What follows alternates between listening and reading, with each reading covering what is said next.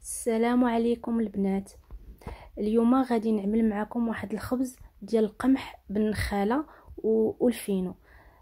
من احسن الخبز اللي تقدري انك تعتمديه في الخبز. كيجي صحي وفي نفس الوقت كيكون لذيذ. كنحتاجو دقيق القمح الكامل ودقيق ديال الفينو. كنديروا نفس الكميه متساويه ديالهم، ولا تقدري ديري دقيق القمح الكامل اكثر الا بغيتي، على حسب انت شنو بغيتي. الا بغيتي يجيك شويه حرش كنحتاجوا الماء، كنحتاجوا الملحه، شويه الملح، وكنحتاجوا الخميره المعجونه. صافي كنخلطوا كاع المقادير، كنحطوهم في واحد في العجانه، ولا بغيتي تعجنيه بيديك على حسب. كنضيفوا الماء الكافي. صافي هنا كنديروه يتعجن. هو في الاول كيكون خفيف واحد شويه، ولكن ماشي مشكل لان دقيق القمح الكامل مع الفينو كيشربوا الماء. هو كما كتشوفوا هو داك الماء كله تشرب. كنحصلوا على العجين بحال هكذا. خاصو يتدلك مزيان الا بغينا الخبز ديالنا يكون ناجح 100%. كنخليو العجين يخمر واحد شويه حتى يتضاعف الحجم ديالو.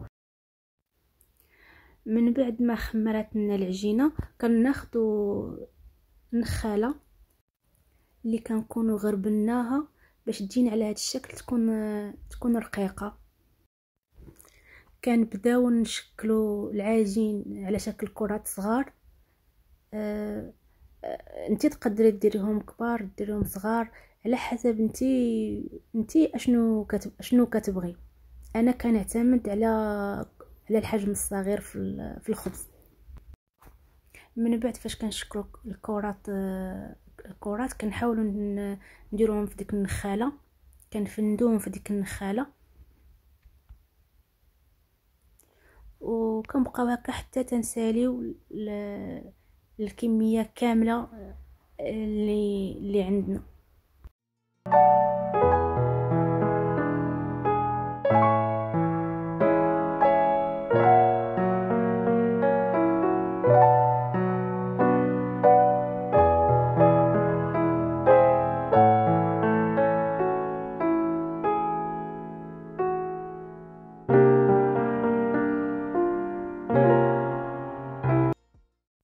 من بعد فاش كنكون شكلت الكرات العجين كاملين اللي عندي كنبدا نبسط فيهم مباشره، لان اصلا القمح الكامل مع الفينو كيكونوا رطبين في الطقراط، يعني ما كيحتاجوش منك واحد المجهود كبير. صافي كنبداو نبسطوهم في النخاله.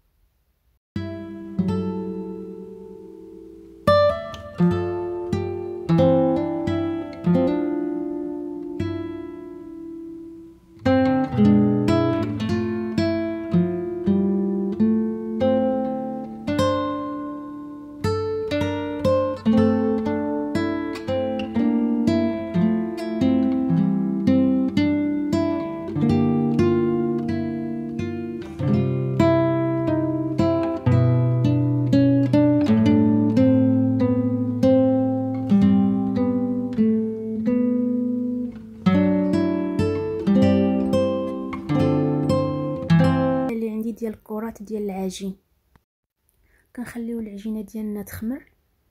من بعد كنديرو يطيب على درجه حراره عاليه لو الفران اللي كنا سخناه من قبل.